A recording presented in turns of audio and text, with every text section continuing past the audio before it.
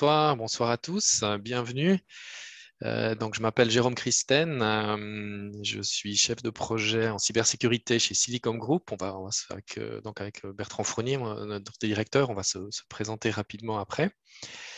Alors, on va parler donc un petit peu de cybersécurité et dans votre métier, ou en tout cas des informations qu'on a essayé de regrouper et de mettre intéressantes pour votre métier, votre orientation professionnelle. Alors tout d'abord, on aime bien commencer par une petite citation, une petite mise en jambe. Euh, Si vous dépensez plus en café qu'en sécurité informatique, vous serez piraté. Ça, c'est une certitude et surtout, vous l'aurez bien mérité. Et cette personne, donc c'est pas moi qui l'ai inventé, hein, c'est Richard Clark qui était dans le Conseil de sécurité nationale des États-Unis entre 98 et 2003, spécialiste du contre-terrorisme et qui a géré la crise du 11 septembre, enfin du côté de la sécurité nationale. Donc vous voyez que c'est aussi des préoccupations qui datent d'il y a longtemps et qui ne sont pas nouvelles, sauf qu'on en parle un petit peu plus. Et ça nous touche aussi depuis quelque temps un peu plus, mais ce n'est pas quelque chose de neuf. Et de notre côté, on travaille là-dedans depuis vraiment longtemps. Alors aujourd'hui, on va quelques instants rapidement après, Bertrand Fournier va présenter Silicom Group. Et puis moi, je vais vous conduire au début dans une partie de présentation, enfin d'actualité et d'état des lieux de qu'est-ce que c'est que la cybersécurité, ou plutôt où est-ce qu'on en est actuellement, quel est le marché, quels sont les chiffres.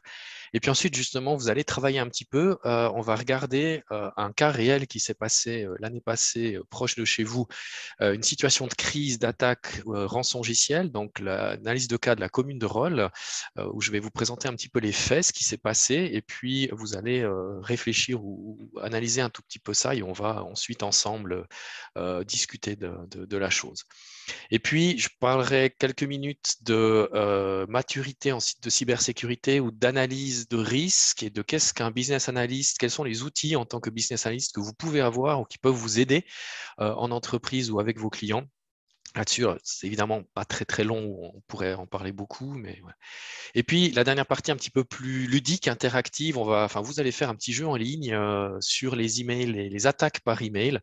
Et puis, à la fin, on pourra répondre aux questions aussi à la fin. Alors, si vous avez des questions, n'hésitez pas à mettre dans la discussion. Moi, je ne les verrai pas en direct comme ça, mais on me les transmettra ou on fera une petite intervention. Mais si jamais, on peut discuter à la fin de cet entretien. Et puis, à la fin, un petit apéro euh, virtuel, puisqu'on ne peut pas encore faire autrement, malheureusement. Voilà. Alors, pour conclure, enfin, de ma part, juste, je me présente rapidement, enfin, pour voir aussi le contexte. Donc, Jérôme Christen, alors Silicom, c'est une société qui est à la base plutôt valaisanne. Donc, moi, je viens de la région de Reims, Crans-Montana, peut-être, vous connaissez plutôt. J'ai un master en informatique de gestion à l'université de Lausanne et de Zurich, il y a fort longtemps. Je suis actif dans l'informatique depuis très longtemps et en particulier dans tout ce qui est développement. Donc, j'avais une agence web, communication digitale, ce genre de choses. Je suis formateur à la HESSO Valais-Vallis depuis aussi pas mal d'années en entreprise spécialisée dans le développement sécurisé, protection des données. Et puis depuis vraiment 2015, actif assez intensivement dans la cybersécurité. Voilà. Donc, je ne suis pas un technicien non plus, je ne suis pas un ingénieur, mais on va quand même, enfin, je vous expliquerai quelques éléments peut-être un peu plus techniques, mais sans entrer trop dans les détails. Puis, je suis aussi certifié chef de projet et formateur Hermès. Tout le monde connaît, mais personne n'utilise, mais ça fait toujours joli. Alors, on va attaquer un tout petit peu le thème de la cybersécurité. Qu'est-ce que c'est au niveau actualité? Alors, évidemment que maintenant, tout le monde, on voit ça dans la presse. Alors là, ce sont des petits extraits d'articles de journaux de la fin de l'année passée, enfin de la deuxième partie de l'année passée. Évidemment que depuis janvier, il y en a eu d'autres, mais c'était, voilà, juste pour donner une petite idée, la cybersécurité maintenant, depuis quelques années, fait la une de la presse tout le temps, presque tous les jours. Et on nous a annoncé juste avant qu'apparemment, il y avait encore eu aujourd'hui un problème avec une fiduciaire. Voilà, donc des magasins, MediaMarkt, Nature et Découverte à Lausanne, des communes évidemment, et c'est ça qu'on va aussi analyser un petit peu plus loin ce soir, la CGN, voilà, enfin plein de choses comme ça, tout arrive. Vous voyez en bas à gauche le portail de vaccination italien au mois d'août l'année passée qui avait été paralysé pendant un certain temps par une cyberattaque. Donc les gens ne pouvaient plus s'inscrire pour aller faire leur vaccin. Voilà, il y a des impacts dans la vie de tout le monde.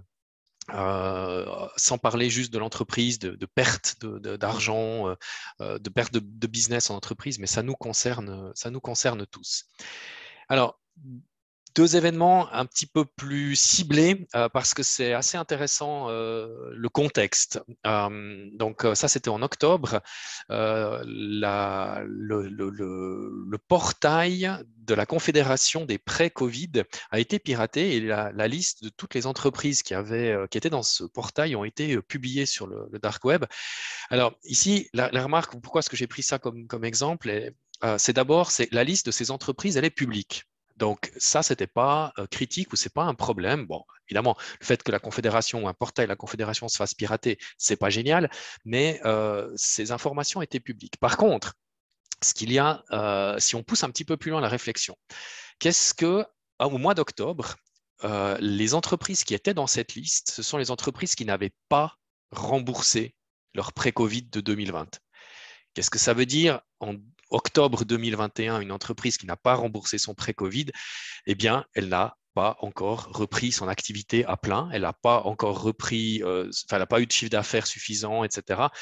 Et donc là, c'est une information qui au final est négative dans le sens que ce sont les entreprises qui ne vont pas bien. Mais si c'est des entreprises cotées en bourse, si c'est des entreprises dont on a des actions, dont on a des connaissances, eh bien, en tant que pirate, on peut eh bien, faire des transactions financières sur les actions, sur des choses comme ça, ou simplement tenter de faire un achat, un rachat de l'entreprise. Voilà. Donc, vous voyez, quelque chose qui a l'air anodin, ou disons que ce sont des informations qui sont relativement facilement accessibles, eh bien, ça peut avoir un impact très important. Et puis là, quelque chose qui est vraiment important, une fiduciaire à Schwyz, aussi, sauf erreur, c'était en octobre, j'arrive plus à relire la date sur l'article, mais donc une fiduciaire à Schwyz qui s'est fait pirater, et là, vraiment, toutes les données des clients et des déclarations d'impôts et des arrangements qu'a fait la fiduciaire s'est retrouvée en vente sur le dark web. Donc là, on peut évidemment facilement comprendre l'impact que cela peut avoir et l'intérêt que peuvent avoir les pirates pour ça. Et puis, deux cas beaucoup plus récents. Tout d'abord, le CICR, il y a maintenant, alors ça fait quoi, 3 semaines, le CICR avec un vol d'à peu près 500 000 données sur les personnes qui sont liées au CICR, que ce soit les intervenants sur place, que ce soit les personnes dont le CICR s'occupe, évidemment très, très grave comme information et voilà, qui n'est peut-être pas de l'argent directement, mais c'est quelque chose de très sensible au niveau des personnes. Puis le dernier cas que je veux juste montrer parce qu'il est pas grave, mais il est très intéressant, ça va nous faire le lien sur le petit exercice ou l'atelier avec la commune de Rolle.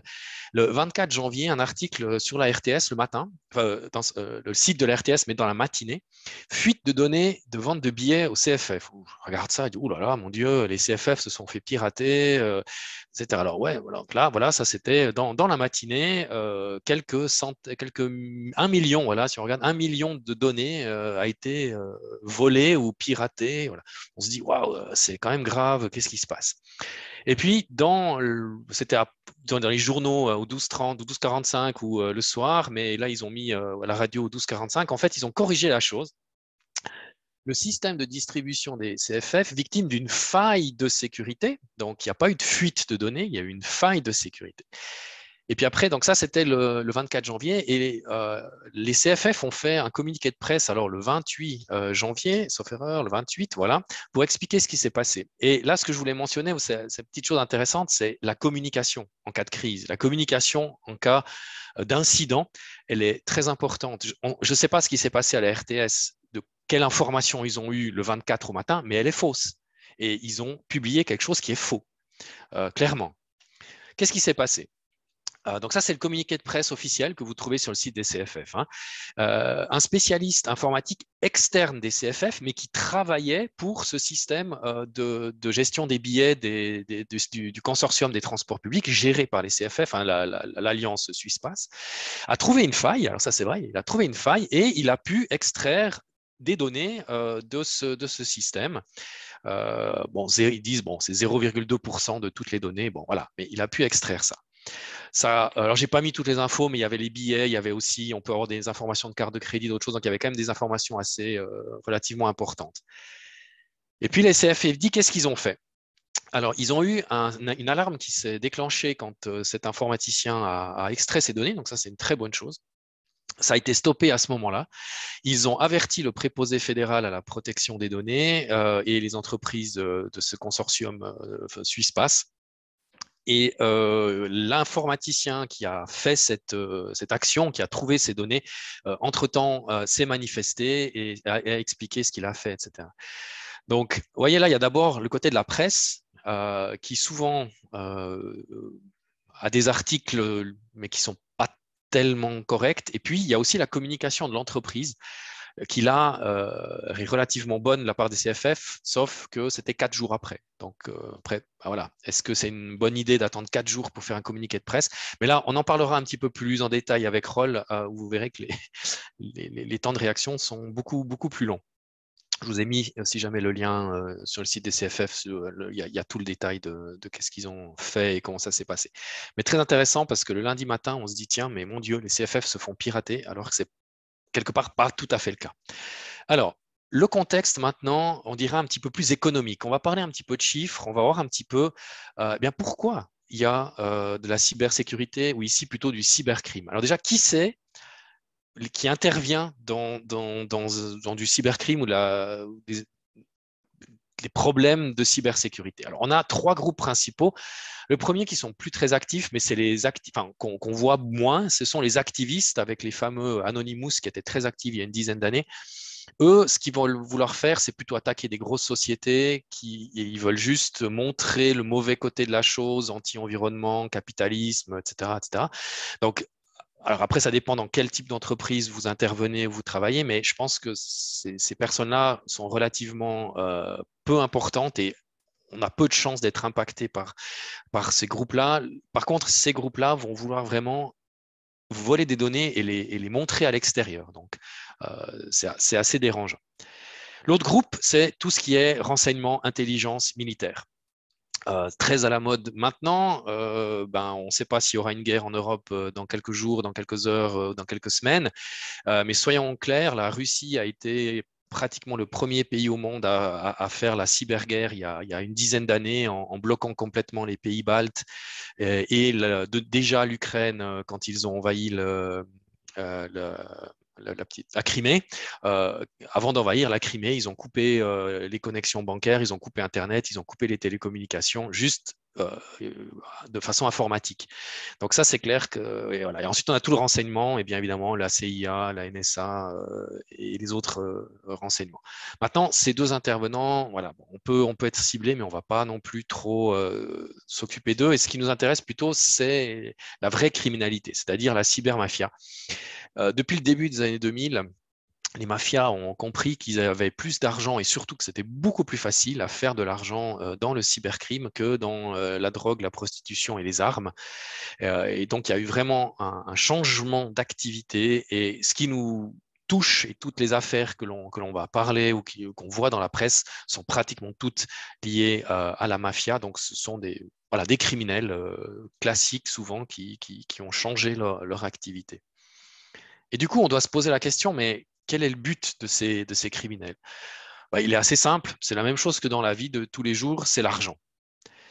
Mais l'argent dans l'informatique ou dans nos entreprises, il y a déjà c'est quoi l'argent en entreprise? Alors il y a l'argent physique, si on arrive ou virtuel, mais si on arrive à accéder à vos comptes bancaires, on détourne l'argent, d'accord. Mais la principale chose qu'ils cherchent, ce sont les données qui ont de la valeur et qui vont pouvoir revendre, qui vont pouvoir faire quelque chose avec. Et donc, ce que tout le monde en entreprise doit se poser comme question, c'est quelles données ont de la valeur dans mon entreprise et donc quelles données, quel périmètre je dois sécuriser parce que c'est surtout ça que les pirates vont chercher. Alors après, dans un rançongiciel classique, ils ne regardent pas trop quel genre de données, ils vont chiffrer tout le périmètre, ça c'est clair, mais ayons une réflexion, et c'est la gestion du risque, c'est une petite partie qu'on va parler un peu plus tard, ayons une réflexion de quelles données ont de la valeur dans mon entreprise, soit pour moi, soit pour mes compétiteurs ou pour voilà, le marché en général. Et rien que cet petit exercice de réflexion sur les données, ça donne toujours des résultats très intéressants. Alors, j'ai dit que les criminels, les criminels au sens large du terme, sont devenus des cybercriminels parce qu'il y avait de l'argent à se faire. Eh bien, quel est l'argent à se faire? Eh bien, c'est simple. Alors, on n'a pas les chiffres 2021, c'est encore un tout petit peu tôt, mais c'est 6 000 milliards de dollars américains de chiffre d'affaires. Alors, ce chiffre, 6 000 milliards, moi, j'ai de la peine à m'imaginer ou à comprendre ce que c'est. Il faut avouer, c'est un peu beaucoup. Alors, on vous a préparé une petite comparaison pour voir qu'est-ce que ça veut dire 6 000 milliards. Donc, à gauche, la cybercriminalité. Voici le chiffre d'affaires de Google, 182 milliards, Microsoft, 161 milliards, Tesla, 31 milliards. Voilà. Je crois que ça laisse sans voix et voilà. Il n'y a pas grand-chose à dire. On voit bien qu'il y a de l'argent, il y a beaucoup d'argent. Et à droite, c'est une petite comparaison. Alors, comparaison n'est pas raison dans ce cas-là, puisque pour un pays, c'est le PIB qui n'est pas un chiffre d'affaires, mais c'est une métrique un petit peu équivalente. Le PIB suisse en 2020, c'est 656 milliards. Donc, 10 fois moins. C'est 10 fois la Suisse que les cybercriminels gagnent par année. Voilà.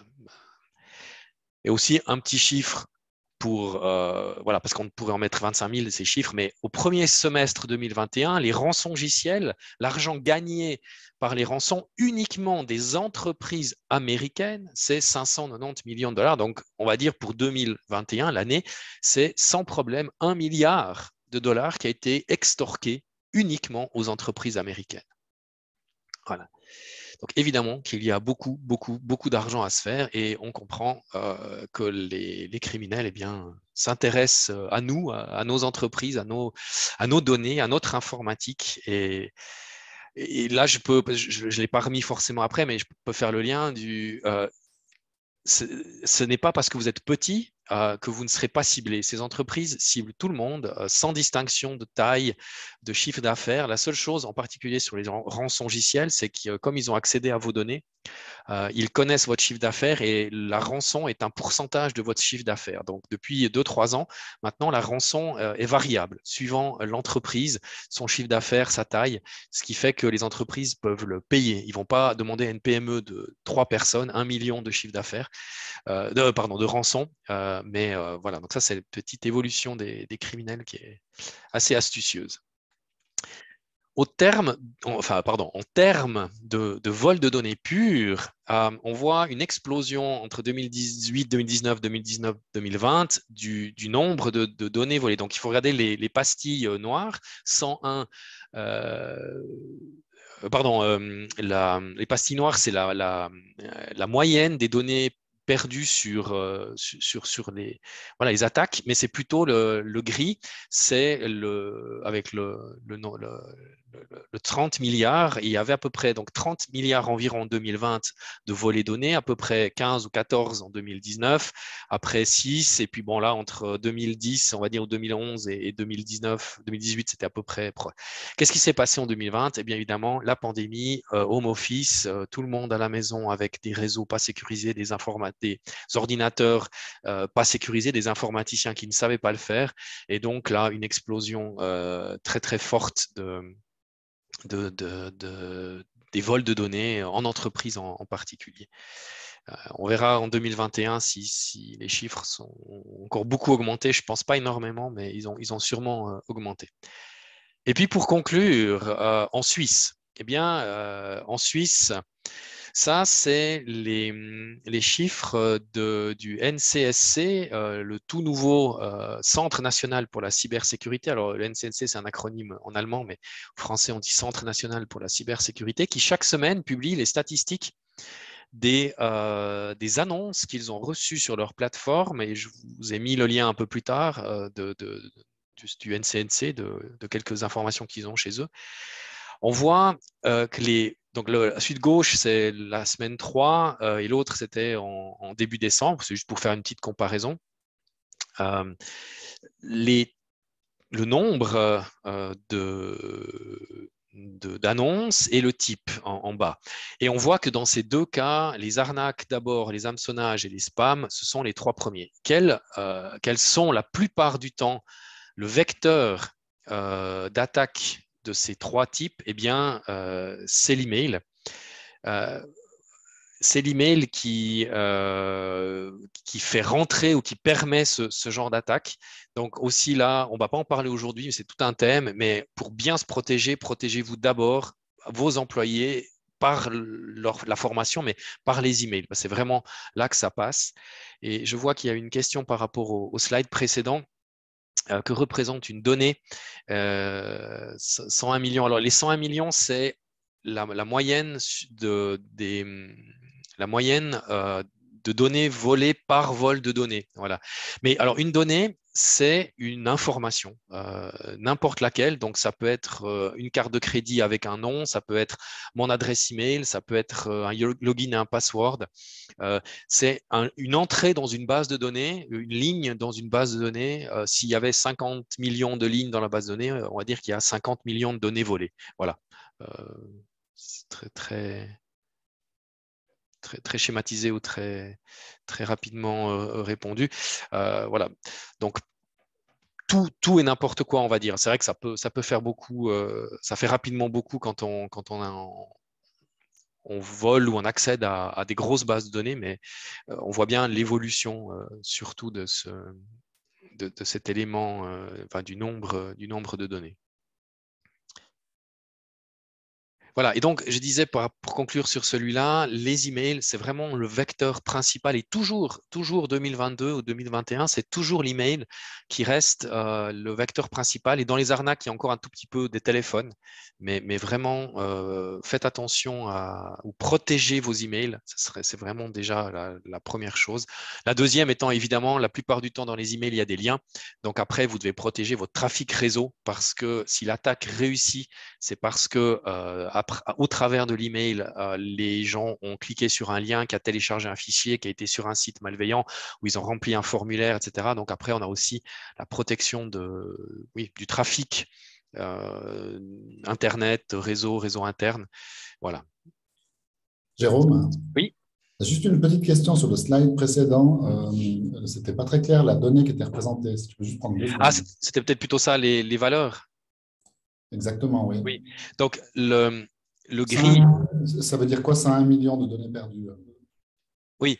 Alors, justement, alors je peux prendre ça qui est peut-être. C'est la moyenne de données perdues lors d'une attaque. C'est-à-dire qu'il y a eu 30 milliards de données volées par rapport au nombre d'attaques qu'ils ont référencées dans cette statistique. En moyenne, chaque vol de données représentait 101 millions de données perdues. Ça, c'est le rond noir. Il y a eu c'était 81 millions la moyenne en 2019, 55, etc.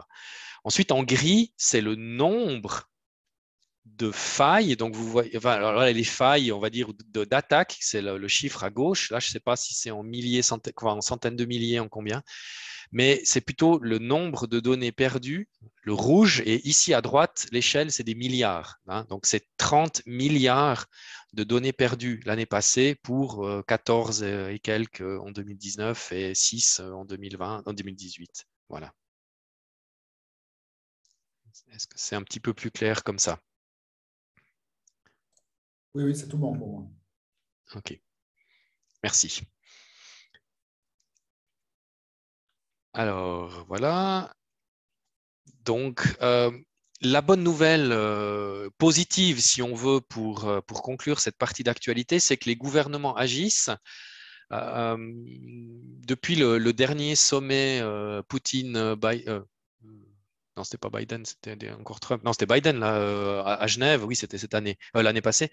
Ils ont mis un plan d'action et c'est vrai qu'il se passe des choses au niveau de la police, tant suisse qu'internationale, Interpol par exemple ou américaine. Et on voit dans les nouvelles quand même pas mal d'arrestations de groupes qui se font bloquer ou leur infrastructure technique qui est limité. Maintenant, vous avez ici ce fameux groupe Revil qui agissait, enfin qui était un des plus actifs au niveau des rançongiciels ces dernières années, qui en novembre l'année passée a été arrêté en Europe, en particulier avec Interpol, mais aussi aux États-Unis et en Suisse. Et ça, peut-être que les gens ne savent pas, mais 7 personnes de ce groupe Revil ont été arrêtées en Suisse, 7 sur une vingtaine, enfin, je ne sais plus combien de personnes il y a eu au total, donc c'est quand même beaucoup. Et la Suisse, c'est clairement une plaque centrale des cybercriminels, que ce soit, on l'imagine tous au niveau financier, mais que c'est aussi au niveau technique. Donc on n'est pas non plus innocent là au milieu. Voilà. Et là, donc la police c'était fin octobre ou début novembre, là l'article date de début novembre. Et ce qui était très intéressant, c'est que quelques jours après ça, on a vu dans les statistiques ou dans les réseaux mondiaux une diminution drastique des attaques au rançongiciel. Donc, ce qui s'est passé là avec la police, leur action a fonctionné complètement. Ça a vraiment baissé très, très fortement, mais ça a repris pour les fêtes de Noël ou disons mi-décembre. Donc, comme toujours, le problème, ils se sont fait arrêter, mais d'autres ont repris leur place, ont relancé des systèmes équivalents plus tard. Donc, dès mi-décembre, c'est de nouveau remonté à des valeurs équivalentes à avant. Mais on voit quand même qu'on peut faire quelque chose. Enfin, on ne peut pas, nous, tout seuls, en particulier en Suisse, mais dès qu'il y a des collaborations européennes avec les Américains et les Russes, même si moi, à titre personnel, j'y crois pas trop parce que la plupart des malfrats sont en Europe de l'Est ou en Russie, donc ils n'ont aucune raison de vouloir les arrêter. Mais bref, si les gouvernements agissent, les polices essayent de faire quelque chose, on peut agir. C'est très difficile, mais on peut agir et ça porte ses fruits. Voilà. Alors, j'ai fini un petit peu le contexte, l'environnement, et surtout pour que vous compreniez bien qu'il y a une raison de toutes ces attaques et de tout ce qui se passe autour de la cybersécurité ou cybercriminalité. Et maintenant, on va regarder ensemble, enfin surtout vous, vous allez travailler un petit peu pour analyser et réfléchir au cas particulier et précis de la commune de Rolle, une gestion de crise rançongiciel. Alors, on va faire comme ça. Enfin, vous allez avoir très rapidement sur le chat le PDF de la suite de la présentation pour voir la timeline qui s'est passée. Je veux ici d'abord, avant toute chose, mettre clairement une limite ou disons une explication. Tout ce que j'ai mis là est pris de la presse, en particulier du Temps et de la RTS ou de Watson. Donc tout ce qui est écrit et des communiqués de la commune elle-même, hein, donc tout ce qui est écrit est public. D'accord? Je n'ai aucune information secrète, je n'ai aucun accès dans ce cas-là à ce que les entreprises informatiques qui ont traité ça ou la Confédération ont fait. Je ne sais rien de plus que tout ce qui est public. Ça, c'est la première chose. Donc, il n'y aura aucun secret aujourd'hui, hein, peut-être juste des informations que vous n'avez pas vues, qui sont rassemblées, mais il y a vraiment… voilà. Et puis, l'autre chose, c'est pas… bien sûr que le cas de rôle est intéressant et il ne s'est pas, à mon sens, très bien passé. Il y a eu pas mal d'erreurs, mais ce n'est pas là non plus de dire ou bou, rôle, c'est des nuls. Voilà, c'est juste que ça s'est passé. Je pense que c'est très intéressant en termes de gestion de crise de voir qu'est-ce qu'on peut faire, qu'est-ce qu'on ne peut pas faire, peut-être qu'est-ce qu'ils ont bien fait ou pas. Voilà. Alors, vous aurez ce fichier, on va reprendre la parole après juste pour faire les groupes un petit peu après. Moi, je vais vous montrer, déjà vous expliquer quelques minutes, mais brièvement, et mettre avec quelques commentaires ce déroulement. Votre but dans les groupes sera d'identifier les problèmes liés à la sécurité informatique, des éléments techniques informatiques que vous trouvez bons ou pas bons, des problèmes de la communication, plutôt externe, même si j'ai aussi mis un élément peut-être interne, ça vous jouer, et de l'organisation.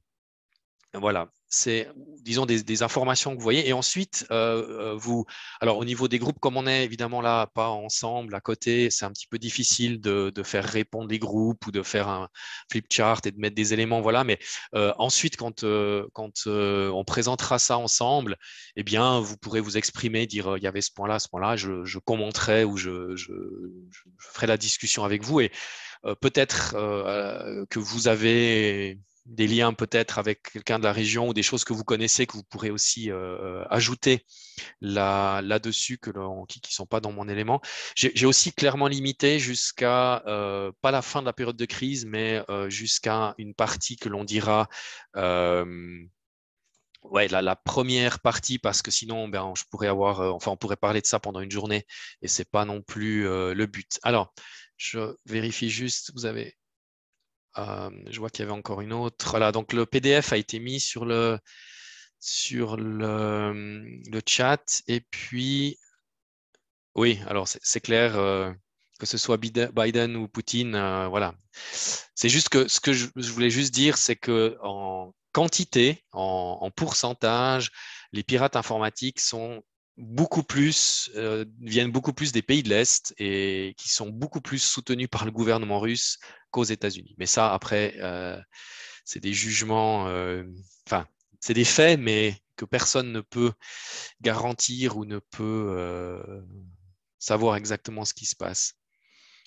Alors, voilà, j'ai donc rassemblé, encore une fois, des éléments publics, absolument rien de secret et aucune divulgation de quoi que ce soit. Encore une fois, de toute façon, je ne laissais pas à titre personnel. Alors, je vais juste passer là-dessus, comme ça, aussi pour ceux qui ne sont pas dans le chat, mais qui sont en vidéo, ils pourront voir un petit peu les éléments. Et puis ensuite, on fera enfin, vous ferez ce petit travail de groupe. Je vais arrêter de parler.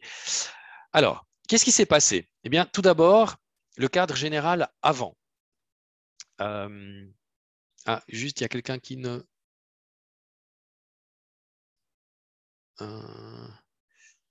qui a un problème avec le fichier. Peut-être juste répondre sur le chat pendant que je reprends la conversation. Alors, ce qui s'est passé au printemps 2021, la fiduciaire BDO a fait un rapport, ou on appelle ça un audit de sécurité, et ils avaient signalé des faiblesses majeures dans le système informatique de la commune avec deux éléments. Alors, le rapport n'est pas public, c'est juste des choses qui étaient dans les articles de presse. Hein. Alors, la première chose, c'est qu'il n'y avait pas ou très peu d'outils de surveillance du réseau, tant par le prestataire informatique que par le service informatique interne.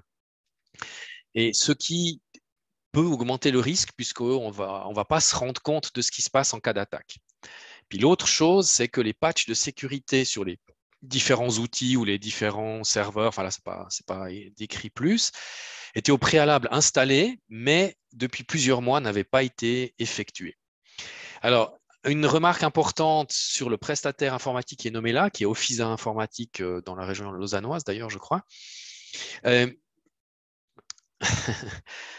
Le directeur d'Offiza s'est exprimé à la suite de cette affaire dans le temps et il a dit que l'Offiza avait un contrat de droit privé pour la maintenance technique des serveurs en support du service informatique, mais qu'il n'avait pas de contrat, qui n'était pas en charge de la cybersécurité ou, disons, de support spécifique à ce genre d'événement. Et c'est un point qui, dans ce cas, est très, très, très important. Voilà, donc ça, c'est le cadre où on peut déjà noter certaines choses en positif ou en négatif. Maintenant, qu'est-ce qui s'est passé réellement? D'abord, l'attaque. L'attaque a eu lieu entre le 27 et le 30 mai, entre jeudi et dimanche. Et là, c'est vraiment pour moi, ça, c'est ça. Le cas d'école, il est juste magnifique. Le jeudi soir, 27 mai en soirée, un email est envoyé avec le titre suivant. Alors, Veeam, c'est un outil de backup. Alarme Possible Ransomware Activity. Il a été envoyé à une personne de la commune et à deux adresses chez Offiza. les deux adresses ont renvoyé un out of office puisqu'ils étaient en vacances. Donc, les deux adresses d'Offiza. La personne de la commune, on ne sait pas ce qui s'est passé. Enfin, qu'est-ce qu'elle a reçu l'email, oui, mais en tout cas, il ne s'est rien passé. Le dimanche, minuit 20, début du chiffrement.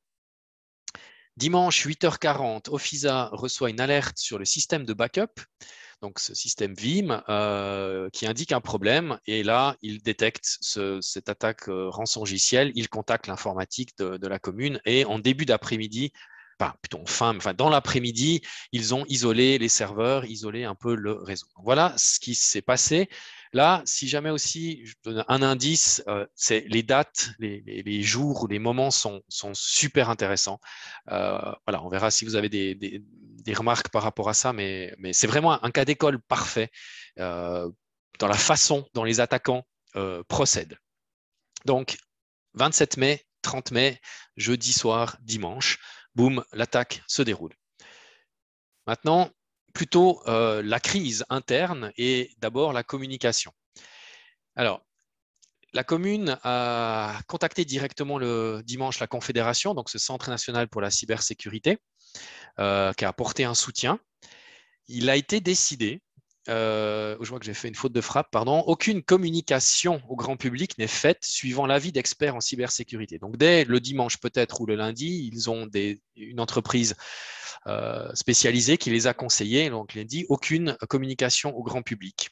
Le 14 juin, dépôt de plainte contre X à la police cantonale. Donc là, jusqu'à ce moment-là, enfin jusqu'au 24 juin, non, même pas là, pour l'instant, il n'y a rien qui sort dans la presse, il n'y a rien qui sort dans le public. Ils travaillent dans leur coin. Le 24 juin, un informaticien qui n'est pas de cette société qui travaille avec la commune, qui n'est pas lié à la commune, découvre des documents de la commune de Rolle sur le Darknet. La commune dit a posteriori, seuls des échanges, et en tout cas c'est ce ils voyaient, seuls des échanges d'emails ont été repérés. Donc une fuite de données petite ou très peu importante. Ça c'est le mois de juin. Le mois de juillet, rien, sauf que la commune a averti l'ensemble du personnel concerné qu'il y a eu un piratage et ils les ont sensibilisés au fait que leur email leur email était disponible et qu'il fallait faire attention et avoir la plus grande prudence s'il y avait des emails de phishing ou des téléphones spécifiques, etc. Donc ça, c'est le mois de juillet. Vous voyez qu'on est déjà 2 mois après l'événement, le piratage en tant que tel. Et puis, comme souvent, au bout d'un moment, ça sort dans la presse. Mais ça sort pratiquement 3 mois après, le 24 août. Alors, ça, je crois que ce n'est pas tout à fait le premier article. Il y avait dû y avoir un article avant 1 ou 2 jours ou la semaine, enfin dans la semaine là. Mais voilà, je ne voulais pas non plus mettre tous les éléments. Le 24 août, letemps.ch, enfin sur le temps en ligne d'abord, révélation sur l'ampleur des données sur Dark Web. Il y a 32 gigas qui sont disponibles.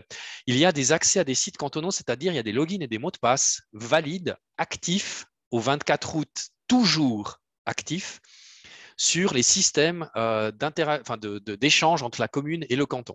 Potentiellement la confédération, ça. Voilà. 64 boîtes email, des données personnelles des employés, les documents de la police, tous les avis cantonaux et les PV des séances, les données fiscales des résidents de la commune, des factures, la TVA et des données de la péréquation financière. Il y a eu, encore une fois, je n'ai pas tout mis, mais il y a eu d'autres données avec des forfaits fiscaux et des gens un peu fortunés, un petit peu délicats. 25 août, premier communiqué officiel de la commune. En résumé, le volume des données de la fuite est très faible et rien de trop grave ne se passe. Ça, c'était le matin. Le même jour, deuxième communiqué officiel, puisqu'il y a un article dans Le Temps et d'autres choses qui sortent en expliquant tout ça. La commune, le L, c'est la commune, hein, regrette d'avoir sous-estimé la gravité de l'attaque, le potentiel des données et la transparence pour la population. Et le 26 août, troisième communiqué de presse, mise en place d'une task force dédiée au suivi du dossier. Et à partir de ce moment-là, il y a vraiment un travail journalier, une task force. Et là, voilà, c'est là où j'arrête parce qu'on pourrait faire un journal de bord journalier de ce qu'ils ont fait après, de comment ils ont traité ça. Mais là, on est beaucoup trop loin dans notre séance, dans notre discussion. Donc voilà, Ça, c'est le cadre de ce qui s'est passé, ou en tout cas de ce qui est publié dans la presse lié à cet événement. Donc maintenant, je redonne la parole pour former les groupes, et puis donc, je laisse là cet élément. Réfléchissez, vous en avez sûrement déjà vu plusieurs, les problèmes de sécurité informatique, de communication et d'organisation. Qu'est-ce que vous en pensez? Qu'est-ce que vous auriez fait différemment? Quels sont les problèmes, les raisons? Voilà. Alors, est-ce que tout le monde a... C'est moche. En résumé, publier, avoir des données claires et 3 mois après pouvoir réutiliser ces données, c'est quand même une des grosses erreurs. Voilà, donc si jamais j'ai repris la présentation pour pouvoir revenir sur les points en question. Donc là, la personne a fait la remarque par rapport au fait que le 24 août, enfin c'était 1 ou 2 jours avant, mais l'article du Temps qui disait qu'il y avait un accès à des sites cantonaux et probablement de la Confédération, et que lors de la rédaction de cet article, les mots de passe et les logins qui étaient disponibles en clair dans la fuite de données fonctionnaient encore. Donc 3 mois après, ils n'avaient pas désactivé leurs accès au canton ou à leur système bancaire, fiscal ou je ne sais quoi en Internet. Ça, c'est vrai que voilà, je pense qu'ils n'ont pas tout fait juste durant cette crise, mais ce point-là, ça, c'est la pire chose qu'ils ont mal fait, à mon avis. Ouais. Un petit point, mais qui peut avoir des impacts très importants. Je laisse la parole à tous. Voilà, quelqu'un a une autre remarque? Moi, au fait, ce qui me choque, c'est qu'ils ont eu le bon réflexe au mois de juin de contacter le Centre national, et puis qu'ils n'aient pas eu un conseil de dire maintenant vous mandatez une société spécialisée qui vous coach de A à Z, et puis qu'on voit que ce coaching il est arrivé en août, quoi. Que la mise en place d'une task force elle a été mise le 26 août. Alors, moi, c'est ce qui me surprend par rapport vraiment, si moi, je suis une petite commune comme Rolle, et puis que je n'ai pas de connaissances, puis que je veux appeler les pompiers, puis que je pense que les pompiers, c'est le Centre national pour la cybersécurité, ben, je m'attendrais à ce qu'elles me disent vraiment les bonnes actions à faire. Alors, je pense qu'ils ont quand même ils ont eu des conseils déjà du NCNC, de la gendarmerie vaudoise, qui est en charge des cybercrimes à grande échelle comme ça.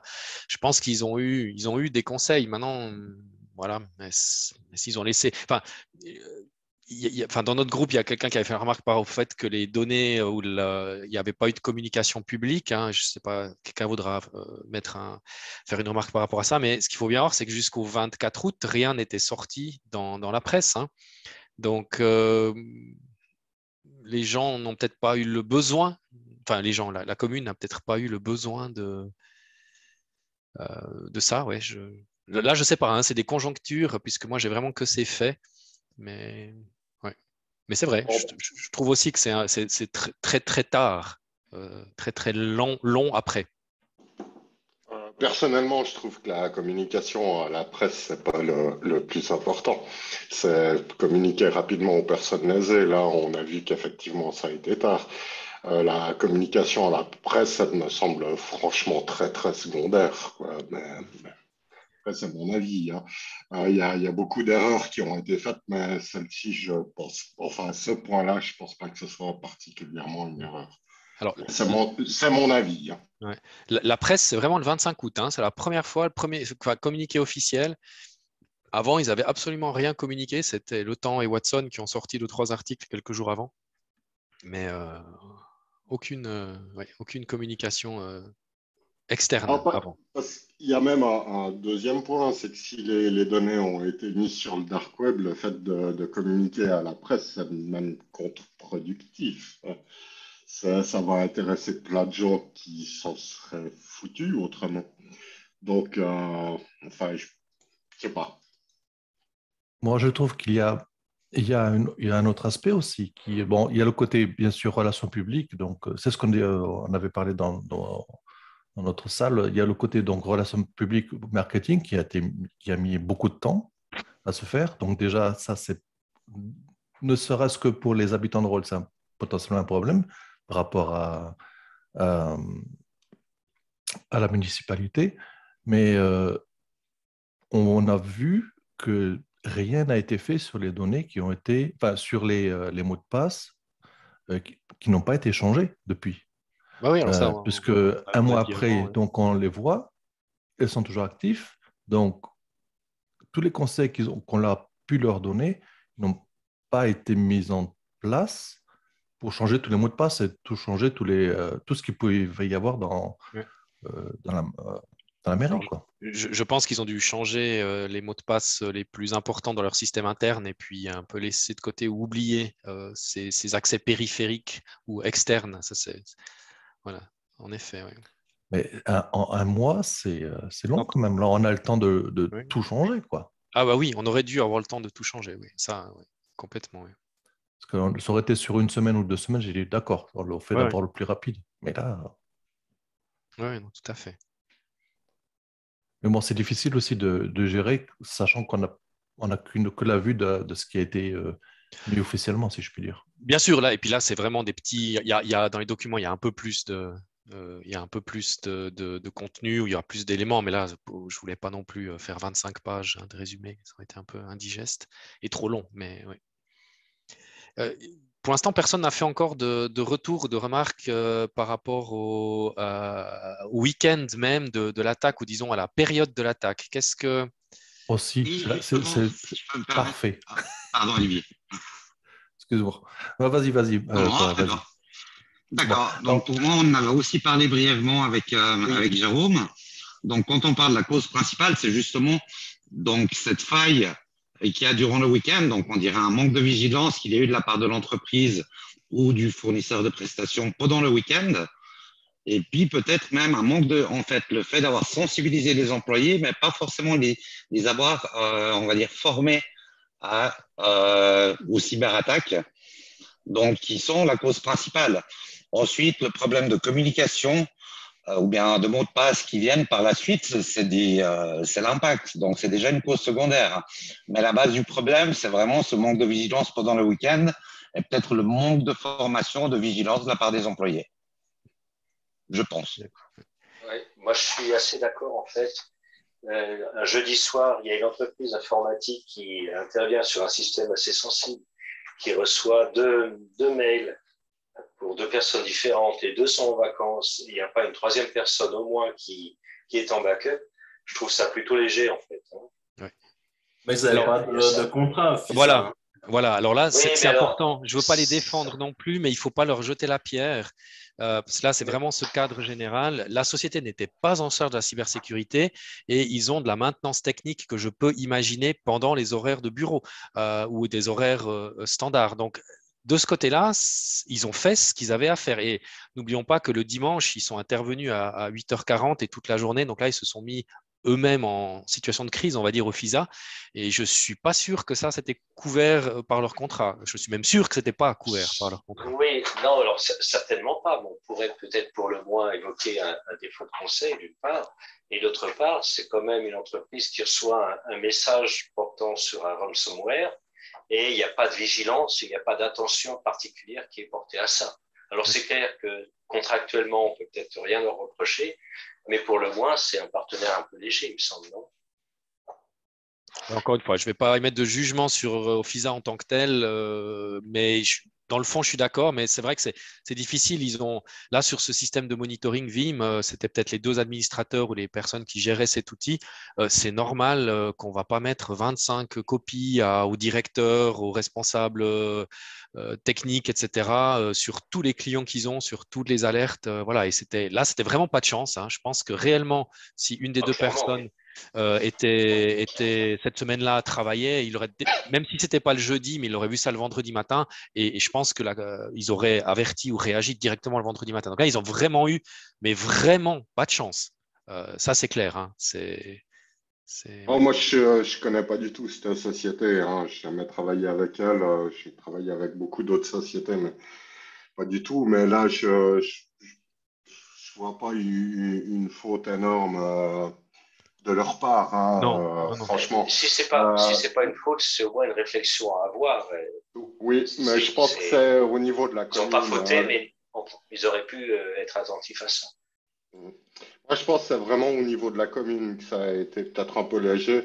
Je pense qu'ils ont aussi probablement, comme le dessin de Chapat le disait, que Oui, Bertrand a partagé, je pense je qu'ils vais vous le ont, mettre. ils ont aussi pris, ma foi, bon là c'est peut-être presque exagéré, mais je pense ils ont peut-être pas pris quelqu'un de suffisamment qualifié.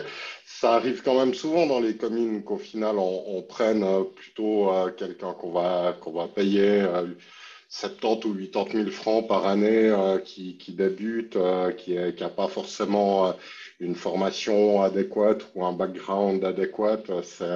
C'est eux, il faut bien voir que l'utilisateur moyen, au final, lui, il a plus envie de te dépanner sur ses problèmes Excel et puis de pouvoir installer n'importe quoi sur son poste. Il veut à tout prix les droits admin. Enfin, Ouais. ouais, je suis désolé, je n'ai pas mis la vidéo alors que j'intervenais. Ouais. Voilà. Je fais juste une remarque. Vous avez dit avant, ils choisissent quelqu'un. Voilà, c'est pas qu'ils choisissent quelqu'un, c'est exact. Le dessin de Chapat, c'est la réalité. Ce sont des élus communaux. Les personnes élues dans des communes rurales, c'est le boucher, c'est le paysan, c'est madame, elle a une croix, c'est peut-être la, comment dire, là, dans une église, là, enfin, voilà. Ce sont des gens, monsieur, madame, tout le monde, qui sont élus dans les communes. Et puis tout d'un coup, cette personne, on lui dit, eh bien, toi, tu es responsable de l'informatique. Mais il y a quand même du personnel salarié qui est en dehors. Non, Non, pas dans les petites communes. pas pour. Ok. Alors, rôle en particulier, je ne connais pas du tout. Voilà, moi, je connais par exemple Sierre-Sion, ou peut-être Bertrand, tu connais mieux d'autres communes, mais Sierre-Sion, oui, ils ont une certaine taille, ils ont un service informatique. Les petites communes d'à côté, non. Non, non, il n'y a aucune informatique, pas de service informatique interne, et c'est un conseiller communal qui est peut-être le paysan du coin de 75 ans qui est tout d'un coup responsable de l'informatique. Donc ça, c'est la réalité. En Suisse, ça, c'est vrai que c'est un petit peu peut-être le défaut de notre système. Je confirme, je travaille depuis le mois d'octobre dans une commune française, après le Samois, en tant que chargée de mission transformation numérique. Et ils sont loin de toutes ces sensibilités au risque, en fait. Et on comprend pourquoi il se passe ce genre de choses dans des communes. En étant maintenant en interne dans la commune, on se rend compte beaucoup plus de Oui, choses et de complètement. Ouais. fonctionnements et qu'ils ne sont pas sensibilisés au risque informatique. Voilà. Ouais. Donner son mot de passe, c'est normal. Ouais. Mais c'est pas Donc, il y a pas un une gros faute. travail. Ouais.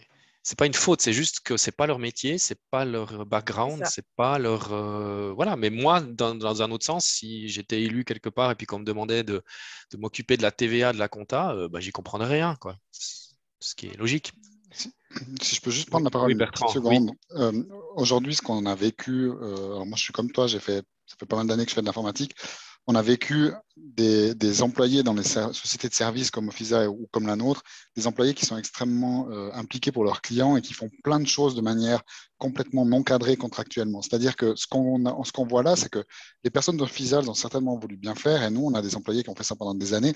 Elles s'envoient à elles-mêmes les alertes de leurs clients, des clients qui comptent beaucoup pour eux, en général qui deviennent des relations, avec qui ils ont des fois des repas amicales. Le marché roman, il fonctionne comme ça. Sauf qu'aujourd'hui, on se rend compte que dans un contexte beaucoup plus agressif, pas agressif dans le sens où la relation client-fournisseur est agressive, pas du tout. C'est qu'on est confronté tout à coup à des gens qui n'ont pas ces codes qui sont les codes romans, les codes d'amitié, les codes de relation, d'honneur, tout ce qui compte pour nous, la bienveillance.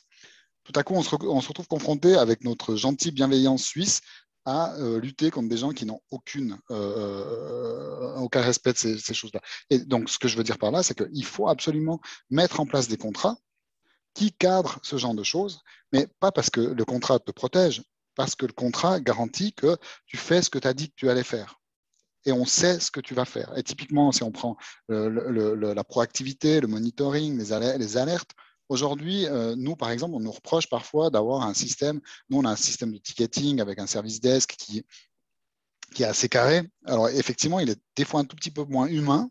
Mais par contre, typiquement, les alertes de backup de nos clients, ben voilà, ça génère des tickets à chaque fois qu'il y a même un warning tous les jours. On a des dizaines de warnings qui remontent et des contrôles qui sont faits par des collaborateurs au quotidien. Mais ça c'est un petit peu à l'envers de ce qu'on a l'habitude de faire. C'est un petit peu, exactement, merci Itil. Voilà. Exactement. Moi, j'ai fait plusieurs années au sein de Nestlé au moment où on a mis en place Itil avec le projet Globe. Donc voilà, c'est une question de culture. Et ça, ben voilà, nous, on a dû mettre en place des account managers qui ont un rôle de maintenir ce contact proche avec les clients, mais on est obligé d'être très carré dans la relation qu'on a avec les clients. Et ça, c'est vrai que pendant les premières années de ma carrière, ben, on était tous très impliqués. Puis quand je partais en vacances, ben, finalement, il ne se passait plus rien. Et puis on revenait, puis on disait, ah là là, mon Dieu, mais quand tu étais parti, mais tout ce qui s'est passé chez ton client, chez tes clients. Et ça, aujourd'hui, on voit que ça ne marche pas. Et là, typiquement, les deux gars d'Offiza, moi, je pense que c'est des gars qui sont hyper impliqués parce que, à part leurs vacances, je pense qu'ils réagissent au quart de tour. Ils ont même leur mail sur leur téléphone. Ils se réécrivent un Teams ou un WhatsApp pour dire, ah, t'as vu ce qui se passe à la commune de Rolle. Vraiment pas de chance. Vraiment pas de chance. Ouais. Mais malheureusement, la chance, ça suffit plus. Ouais. Voilà, c'était juste ça que je voulais dire. Tout à fait, ouais. Et puis, autour de ça, ce qu'il faut bien voir, c'est pour ça que j'aime bien, je présente ce cas où là, c'est vraiment un cas d'école. Les attaques se font peut-être avant ou elles peuvent se passer un peu n'importe quand. Mais les pirates vont activer, là, en l'occurrence, le ransomware, toujours le vendredi soir, toujours le jeudi soir. Et faire le week-end. Ça, il ne faut pas vous dire « Oh, mais ça arrivera lundi à 10h30 après la pause café ». Non, ils savent que les gens ne sont pas là le week-end. Ils savent que le jeudi soir, le vendredi, il y a moins de monde au bureau, etc. Et je suis à peu près sûr qu'ils regardent le calendrier des vacances, c'est-à-dire les jours de fériés officiels, les ponts, les choses comme ça, et ils lancent les actions, et vraiment ce qu'on peut détecter, souvent, c'est ça qu'on détecte, quand ils commencent à chiffrer exprès. Exactement, ça fait partie des stratégies d'attaque, c'est clair. Voilà. Et là, c'est magnifique ce cas-là avec cette timeline, c'est exactement ça. Dimanche à minuit 20, voilà, ils ont commencé à chiffrer. Évidemment qu'il n'y avait personne qui était là. Et voilà, donc ça, moi, j'adore. Ok, c'est encore une fois dommage pour eux et beaucoup de malchance avec ces emails, mais c'est vraiment ça se passe tout le temps comme ça. Alors, est-ce qu'il y a quelqu'un qui a une autre remarque sur un autre point, une autre partie? Et dans ce cas-là, l'une des solutions, c'est d'arrêter les services le vendredi soir. Ouf, alors ça, c'est impossible. C'est impossible. Okay. Ouais. Il y a deux choses. Moi, ce qui me surprend, c'est que dans tout ce qu'on entend aujourd'hui, j'ai entendu la police cantonale valaisanne il y a quelques jours dire qu'il ne fallait pas forcément déconnecter les serveurs. Et là, c'est la décision qu'ils ont prise, hein, visiblement. Ils ont isolé. Voilà. Ouais, isolé. Donc, c'est quoi ton avis par rapport à ça? Alors, c'est juste, c'est complètement juste en termes de forensique, c'est-à-dire d'enquête de police. Techniquement, les traces que la police ou une société de cybersécurité qui va les aider, mais pour savoir qu'est-ce qui s'est passé, comment, quand, le vecteur d'attaque, l'entrée et peut-être l'origine, va être dans la mémoire des ordinateurs. La plupart du temps, il y a des choses sur fichier, il y a des choses dans les logs, mais la plupart des éléments sont dans la mémoire. Quand on éteint l'ordinateur, la mémoire se vide. Donc, cette recommandation de la police, c'est juste. Par contre, ça veut dire que vous faites ça en sachant que vos serveurs tournent, donc ils vont continuer à se faire chiffrer probablement, et en sachant que vous aurez la police ou un groupe de travail super professionnel qui va venir faire une enquête. Si vous vous dites c'est la catastrophe, de toute façon je ne vais pas faire d'enquête, je ne vais pas appeler la police, alors là tirez la prise. Mais c'est vrai que normalement, et là cette réaction aussi d'isolation des serveurs, c'est pas les éteindre, c'est les isoler du réseau, c'est les empêcher de se propager. Et donc ça c'est la très bonne réaction. Ouais. Mais ça va un peu à contre-courant de ce qu'on dit ou de ce qu'on croit. On dit, oh mon Dieu, pouf, je tire le câble, j'arrête l'ordinateur. Non, il vaut mieux tirer le câble réseau, couper le Wi-Fi, ou si c'est des serveurs isolés. Une sauvegarde sur disque externe doit plutôt être faite en milieu de semaine. Alors déjà, elle ne doit pas être faite en milieu de semaine, elle doit être faite tous les jours. Bon, je trouve que c'est intéressant ce point-là, parce qu'on parle beaucoup de sauvegarde, mais en fait, la sauvegarde dans le cas de la commune de Reul n'aurait rien changé en termes d'image, parce que la fuite des données sur le dark web, complètement d'accord, sauvegarde ou pas, la sauvegarde, on est plutôt dans le cas de la commune de Montreux, qui a eu un crypto, mais pas forcément de fuite de données. il existe aujourd'hui des solutions qui permettent d'encapsuler les données ou les fichiers dans des enveloppes avec des protections digitales. Je ne sais pas si tout le monde, ça s'appelle de l'information protection. Ça, c'est des solutions peut-être, alors pas à débattre à discuter ce soir, mais qui peuvent être intéressantes parce qu'on peut révoquer en fait des données à distance, des documents et des fichiers de manière assez simple. Oui. Alors là, je vois qu'il y a des discussions sur le chat à propos des sauvegardes. En fait, la règle de bonne pratique, c'est la règle du 3-2-1, voire 0, mais 3-2-1. Il faut 3. Voilà, merci. Ouais, enfin, Bertrand. Désolé. Je t'ai fait la leçon déjà plusieurs fois. Là, tu la connais bien. Je ne crois pas que j'arrive à écrire aussi vite que tu parles, donc ouais, je te laisse parler. Joli, ouais. Non, 3-2-1. Il faut 3 sauvegardes différentes sur 2 sites physiquement séparés avec au moins un outil qui peut remonter les données. Voilà, enfin, c'est 3-2-1. Mais c'est surtout 3-2. Le 1 après, voilà, 3-2-1. Puis il y a même un truc avec 0, il faut 0 données. Enfin bon, bref. Mais 3-2, c'est vraiment ça. 3 copies, 3 sauvegardes différentes sur 2 sites séparés, donc déportés physiquement, pas proches, etc. Voilà. Voilà. Donc après, disque externe, cloud, serveur autre. Enfin voilà, après ça, c'est un peu égal. Hein, c'est pas le plus important, mais c'est 3-2-1. C'est ça la règle. Oui, après, comme vous dites, sur le 1 est quand même important. Si vous faites des sauvegardes et que vous ne pouvez pas les utiliser derrière, vous ne pouvez pas les remonter, oui. ça ne sert à rien de les avoir. Oui, et oui, voilà. Mais au moins on les a, disons ça. Et en fait, bon, les sauvegardes. Alors, moi, j'ai eu plusieurs exemples avec Oracle. Je suis pas un grand fan d'Oracle, je veux pas, voilà, mais j'ai eu il y a pas mal d'années vraiment, pas des ransomware, mais juste à des erreurs. Comme je disais, je viens du développement web, donc il y a des problèmes. Ils ont des utilisateurs ont effacé des contenus, ils ont effacé des pages. Il y a eu la base de données qui a eu des problèmes. Puis on va vers les DBA Oracle, puis on leur dit ouais, il faudrait remettre la base en l'état de hier. Ah, mais non, je peux pas. Comment ça te coûte des millions Oracle? Ah ouais, mais c'est super compliqué. Puis l'outil marche une fois sur 2 et puis je sais pas comment faire, etc. Donc exactement ce cas-là. Et là, dans les exercices de crise, ce 1, c'est-à-dire le fait de pouvoir remonter les données, c'est la base. C'est oui, ok, vous avez fait des backups, mais est-ce qu'elle peut… Ouais, alors, j'ai pas assez d'expérience pour dire que c'est un classique Oracle, mais je l'ai vraiment vécu des réponses de DBA Oracle comme ça quelques fois. Ouais. Et c'est vraiment un exercice de crise. Le rançongiciel ou n'importe quel problème informatique, c'est est-ce qu'on est capable de remonter nos backups? Ça, c'est clair. Hein. Et ce n'est pas quelque chose que les gens imaginent parce qu'ils se disent bah, ben, j'ai un système de backup Vim, j'ai Oracle, donc c'est bon. Ah non, ça ne fonctionne pas toujours comme ça. Du coup, ça sera peut-être plus simple oralement. On a une sauvegarde sur le site de la mairie, une sauvegarde sur un site déporté, et du coup, une sauvegarde sur un disque externe qu'on m'a conseillé de changer qu'une fois par semaine. C'est peut-être pas suffisant du coup? Si, ça fait 3 et 2, si j'ai bien compris. Mais le fait de le disque externe, que je le change, je le fasse tourner qu'une fois par semaine, et actuellement c'est le vendredi, c'est peut-être pas une bonne idée par rapport à ce que vous disiez sur les attaques le week-end. Que le chiffrement risque de commencer le vendredi, donc le problème c'est que vos backups vont backuper les données chiffrées.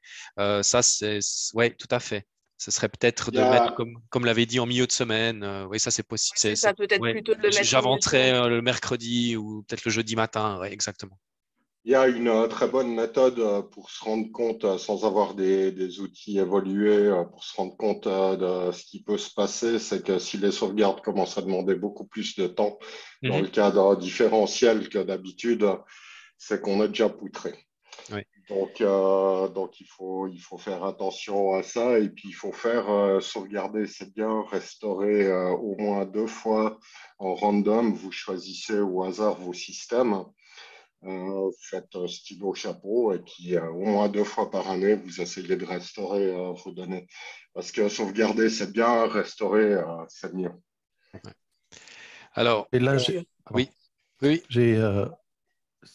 Cette remarque est pas mal, mais pour une petite commune comme Rolle, Vous imaginez les personnes qui sont dans la mairie qui se disent, bon, allez, je vais faire 2 backups et puis je vais essayer de les remonter. Ouais. Ils ont...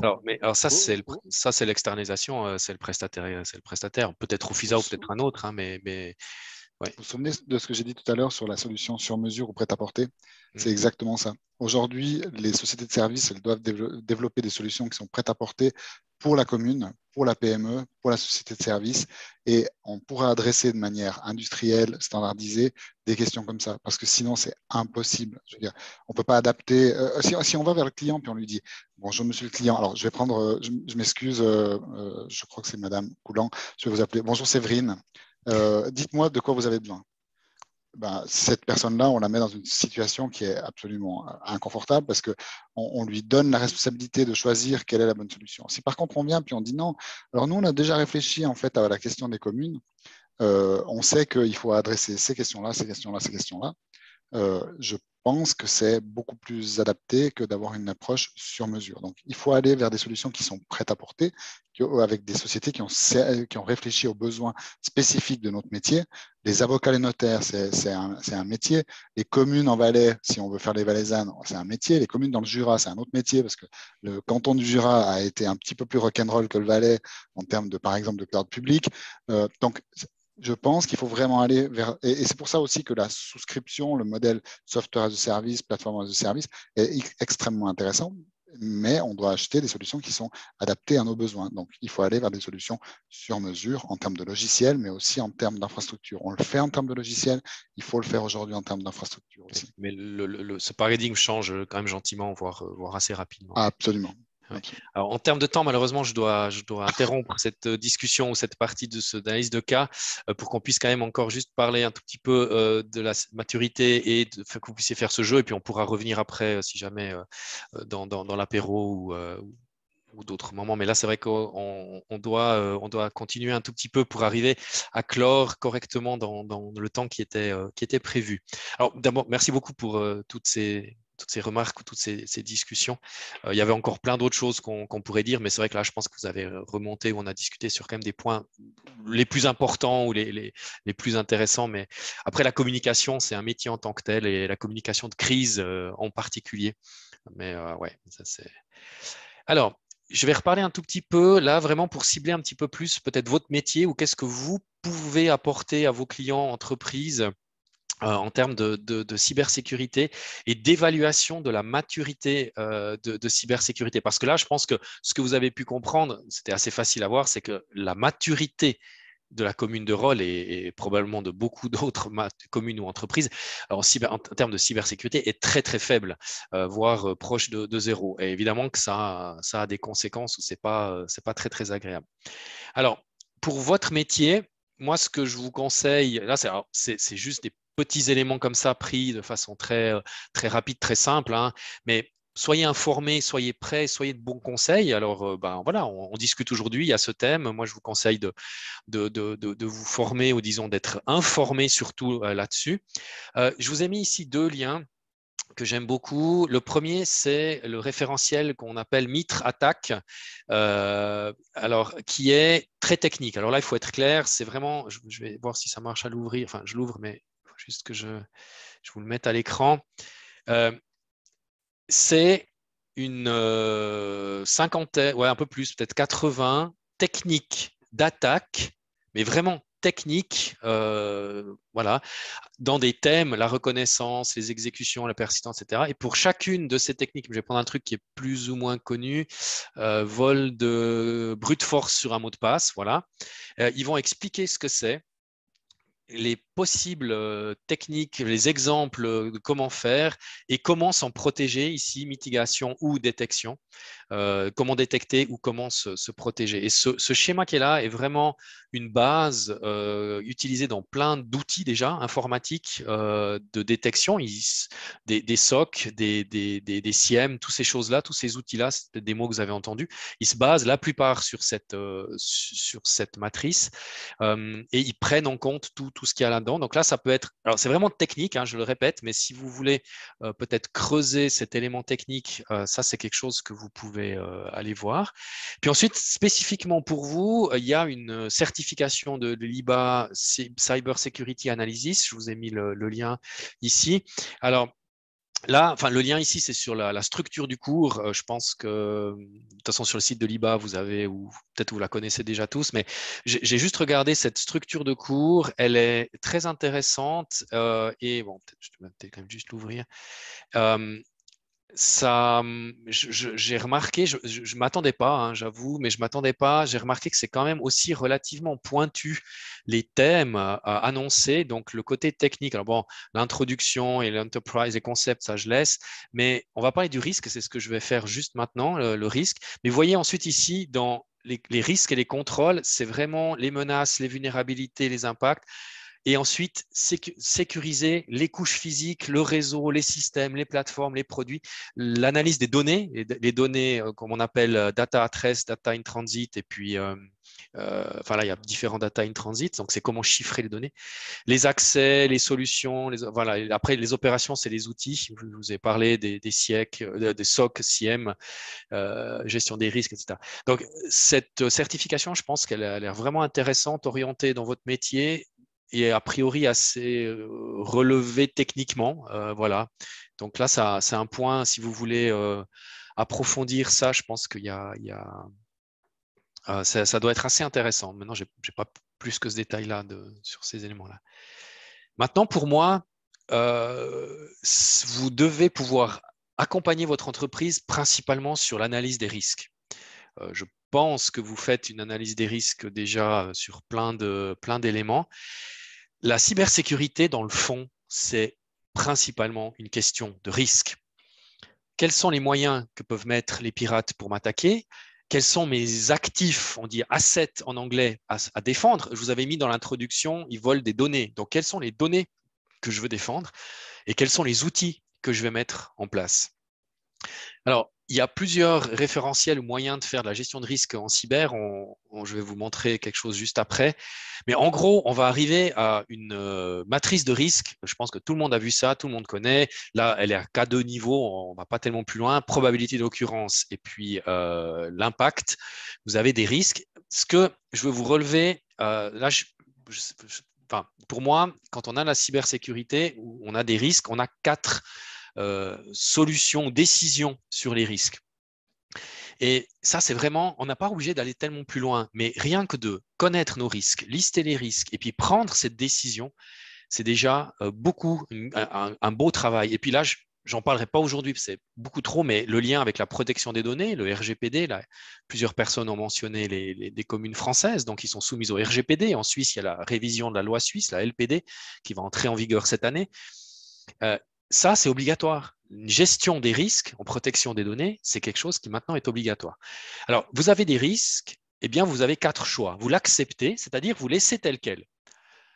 Alors, je ne dis pas que c'est la meilleure chose à faire, mais l'important, c'est au moins que vous le connaissiez. Donc, il a été identifié. Vous essayez de le réduire. Donc là, vous agissez, vous diminuez les risques. Alors, c'est tous les outils, c'est tous les anti-spam, les antivirus, les firewalls, les formations, enfin, voilà, tous les moyens humains, techniques, organisationnels pour diminuer les risques. Vous essayez de le transférer. 2 possibilités, l'externaliser, alors à une société de service, qui, elle, va devoir réduire, parce que son métier, ce serait de réduire le risque, ou une assurance. Alors aussi, ce n'est pas le thème de la soirée, mais on peut parler de beaucoup de choses sur l'assurance cyber. Mais une assurance cyber, c'est j'ai un risque et je veux le transférer, respectivement l'externaliser. La dernière possibilité, et ça, il ne faut pas l'oublier, on peut l'éviter. C'est-à-dire qu'on enlève la source du risque. Le cloud, c'est un très grand risque en termes de protection des données. Si je ne veux pas gérer ce risque, je ne vais pas dans le cloud. Si je ne veux pas avoir un risque, comment dire, je ne sais pas, d'éruption volcanique dans les îles, c'est pas les Vanuatu, là, c'était où il y a quelques semaines, là, je ne sais plus où dans le Pacifique, eh bien, je ne vais pas mettre mon centre de comptabilité dans ces îles. Ce risque, il est connu, ou des risques. Alors, en Valais, on peut en parler, hein, de risques de tremblement de terre, puisqu'on sait que d'ici quelques années, on aura un gros tremblement de terre qui va nous arriver dessus. Voilà, on l'évite, on l'enlève, et ça, c'est une possibilité qu'on n'y pense pas forcément temps, toujours. Alors après, ça a évidemment un impact. Hein. Cet exemple du cloud, je dis, je ne veux pas ce risque, je ne vais pas dans le cloud. Après, il faut assumer les conséquences. Mais c'est toujours possible, n'oubliez pas ça. Alors, en cyber particulièrement, on se base principalement sur un framework du NIST. Alors là, c'est un graphique en français, hein, mais qui est à la base américain, le NIST. Oui, alors après, cloud privé, cloud public, bien sûr, hein, mais je disais ça en général, hein, de façon globale. Le framework du NIST qui se base sur 5 éléments: identifier, protéger, détecter, réagir, récupérer. Et sur ces éléments-là, vous avez une liste de questions, d'éléments qui va vous permettre de savoir où vous en êtes. Puis à l'intérieur de là, il y a ce que j'ai déjà dit, la technique, l'humain et les processus organisation, pour arriver à agir là-dessus. Et ce framework, alors il y a plusieurs méthodologies de cyber-risque, mais ce framework, c'est un des plus utilisés. Et justement, je vous ai mis là quelques liens autour pour conclure de ce qu'on parle là. Tout d'abord, en Suisse, alors il y a des personnes françaises, donc j'ai mis aussi le lien sur l'ANSSI, mais en Suisse, le NCNC, ça c'est la page de la Confédération. Vous avez plein de ressources, plein d'éléments, d'informations. Vous pouvez annoncer des attaques, plein de choses. C'est très intéressant. Justement, l'ANSSI en France et le NIST aux États-Unis. Et puis, si vous voulez vraiment rentrer dans cette maturité ou cette analyse de risque, basé sur ce framework du NIST, on a fait à Silicom un petit questionnaire. Alors, petit dans le sens, il n'est pas si petit que ça, mais il est très condensé par rapport à l'original complet, que vous pouvez trouver en ligne, questionnaire-sécurité silicom.group, qui va vous donner, il y aura des questions sur ces 5 thèmes. Vous allez répondre, il y a 3 ou 4 niveaux, je ne sais plus de réponses à chacun, et ça va vous donner un résultat à la fin. Et vous pouvez trouver la même chose au niveau de la Confédération suisse qui a fait. Alors, le site, là, il est avec des URL un peu en allemand, hein, mais c'est français, qui a fait un questionnaire très complet pour les infrastructures critiques, donc tout ce qui est électricité, barrages, militaires et ce genre de choses, mais qui est disponible au grand public, alors qui est beaucoup plus complet, qui est beaucoup plus pointu, mais qui vous donne un état des lieux aussi de cette façon-là, basé sur les risques. Voilà, c'est ça. Et puis, un dernier élément en Suisse, parce que maintenant, c'est à la mode, et en particulier avec les communes, c'est à la mode, ça fait longtemps qu'on connaît, mais ça fonctionne très bien maintenant avec les communes. Il y a un label suisse validé par la Confédération il y a à peu près 2 ans maintenant, qui s'appelle CyberSafe, qui propose une approche et une méthodologie de état des lieux de votre entreprise, de petits tests de sécurité, des audits, des tests de phishing, des tests des employés, des tests réseau, et un rapport et un label, parce qu'après, il faut avoir un certain niveau, hein, il faut s'améliorer, il faut aller de l'avant, mais un label qui va vous permettre de dire j'ai un minimum ou en tout cas un bon standard en termes de sécurité. Et ce label CyberSafe est vraiment fait pour les PME, donc c'est des frais ou des coûts très faibles. C'est relativement équivalent à une certification ISO 27001 avec 2 ou 3 zéros dans la facture en moins. Il faut être clair. Une certification ISO, ça coûte très cher. CyberSafe, c'est quelques milliers de francs. Hein. C'est pas quelques centaines de milliers de francs. Donc ça, c'est maintenant, ils n'arrêtent plus. Tout le monde va vers eux pour cette certification et c'est vraiment quelque chose de très, très bien. Donc moi, ce que je vous conseille, si vous voulez un petit état des lieux de votre entreprise ou vous donner une idée, il y a notre questionnaire que j'ai dit, il est vraiment condensé. Je pense qu'on a pris les questions principales. Et puis, si vous voulez un des questionnaires complets, il y a ce lien sur la Confédération. Mais ça vous permet déjà de dire, tiens, voilà, des questions toutes bêtes. Est-ce que j'ai un responsable de la sécurité? Est-ce que j'ai un piquet le week-end? Est-ce que, voilà, tout ce genre de questions qui va vous permettre de vous situer dans cet environnement. Voilà, mais en gros, en résumé, c'est une gestion des risques et les risques, on peut les accepter, on peut les diminuer. Voilà. Alors maintenant, la partie peut-être un peu plus ludique, mais qui reste quand même au niveau, je dirais, intérêt ou disons formation très intéressante. On a préparé un petit jeu en ligne où il faudra être rapide et répondre juste, où la situation sera comme ça. J'ai préparé des print screens d'emails. Alors, c'est uniquement des emails. Il y aura un petit texte à chaque fois d'explication du contexte. Et vous devrez, pour chacun des emails, il y a 5 ou 6 réponses possibles qui sont toujours les mêmes. Hein. Est-ce que c'est un email légitime? Est-ce que c'est une newsletter? Est-ce que c'est du phishing? Est-ce que c'est un virus? Est-ce que c'est une arnaque? De tête, je crois que c'est ça la liste. Enfin, vous aurez cette liste-là. Et le but, c'est de répondre le plus vite possible pour avoir le plus de points. Il y a 10 questions ou 10 print screen si on veut, et sauf erreur, mais là je vais redonner la parole, sauf erreur, on voit les résultats de tout le monde en temps réel et voilà, c'est un petit peu le côté ludique. Et alors après aussi, juste donc là c'est maximum sauf erreur 5 minutes qu'on a laissé pour répondre à ça va assez vite, et après on va reprendre chacun des emails et je vais les commenter, ou si vous avez aussi des remarques ou des questions pour voir comment découvrir sur les emails. Donc là, c'est juste des images, les images d'origine. Je vais les agrandir si nécessaire. Mais... Donc, ce premier, c'est un virus, c'est assez simple. Vous avez un fichier joint qui est en plus détecté par Gmail en tant que virus. Peut-être juste pour commencer l'introduction sur les choix. Donc, légitime, un vrai email, une newsletter, quelque chose qu'on s'inscrit, qu'on reçoit d'une entreprise que l'on connaît. Puis ensuite, je pense que la question, c'était spam, phishing, virus, arnaque, enfin la question où vous avez peut-être hésité.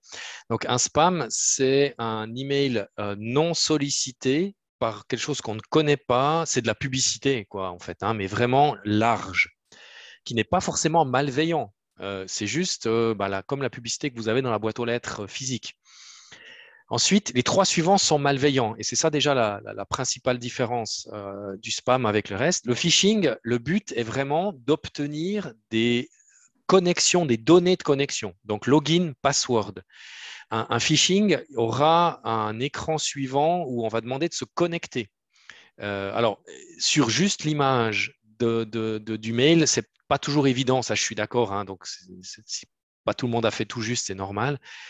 Mais ça va demander de se connecter sur Office 365 ou sur d'autres choses. Le virus, c'est ce premier cas, il y a un fichier joint avec un virus. Et puis l'arnaque, c'est comme un phishing si on veut, mais où là, le but, c'est d'un versement d'argent, c'est d'un achat de quelque chose qui n'existe pas, c'est quelque chose, voilà, le but, c'est de vous extorquer de l'argent. Donc, c'est quand même des messages qui sont relativement différents, d'accord ? Alors, donc le premier, un virus. Maintenant, je vous ouvre le deuxième. Alors, celui-là, ça, c'est un phishing. Je suis d'accord, peut-être certains ont mis virus à cause du fichier HTML ici, mais dans ce cas-là, le programme aurait dû l'effacer, etc. Mais là, c'est vraiment quelque chose où on doit cliquer ici. Là, il y a le lien. On doit cliquer et puis on va vous demander de vous connecter sur votre compte Office 365. Donc, comment détecter ça? Woofoo.com. Je ne savais pas que Microsoft s'appelait Woofoo.com. Vous avez ici, en plus, vous ne recevez pas souvent de courrier de sa part. Voilà. Donc, un message relativement classique d'usurpation d'informations d'Office 365. Je l'ai mis ici parce que je l'aime beaucoup sur la partie centrale. Vous avez déjà en dessous, ici, c'est marqué McAfee Secure, scan, file for virus. Ça, c'est du blabla, hein, c'est du bullshit. C'est juste du texte. La même chose qu'ici. This message is from a trusted sender. Ça, c'est complètement du bullshit. Le message officiel ici d'Outlook ou d'Office 365, il est mis ici. Vous ne recevez pas souvent de courrier de la part de woofoo.com. Donc ça, c'est ce qu'on appelle un phishing, c'est-à-dire vraiment le but après, si vous cliquez sur le lien, c'est de vous connecter sur votre compte Office 365 et d'obtenir vos credentials. Le suivant, alors ça parle plus à des valaisans, j'avoue, mais le texte d'introduction devait quand même le permettre de le comprendre. Ça, c'est simplement une newsletter. Je suis, ou respectivement, j'étais là client de la BCV. Il y a ce qui s'appelle le prix créateur en Valais de l'innovation et c'est une newsletter. Si vous avez répondu du phishing ou du spam, peut-être à cause de l'email qui est écrit ici, prix créateur bcvs@simark.ch. Et c'est aussi pour ça que je mets cet exemple, parce que ça, c'est une grosse faute en l'occurrence, Simark, Alors, CIMARC, encore une fois, c'est pas maison, vous ne connaissez pas, mais ce n'est pas important. C'est un organisme cantonal de promotion de promotion économique dans les nouvelles technologies. Donc, c'est eux qui supportent les startups et les nouvelles technologies en Valais. Et en fait, on ne doit pas envoyer un mail au nom de la BCVS depuis un domaine cimarc.ch. Ça, c'est une usurpation d'identité, c'est un truc. Donc là, le petit piège vous avez peut-être répondu que c'est du phishing ou du spam, c'est à cause de ça.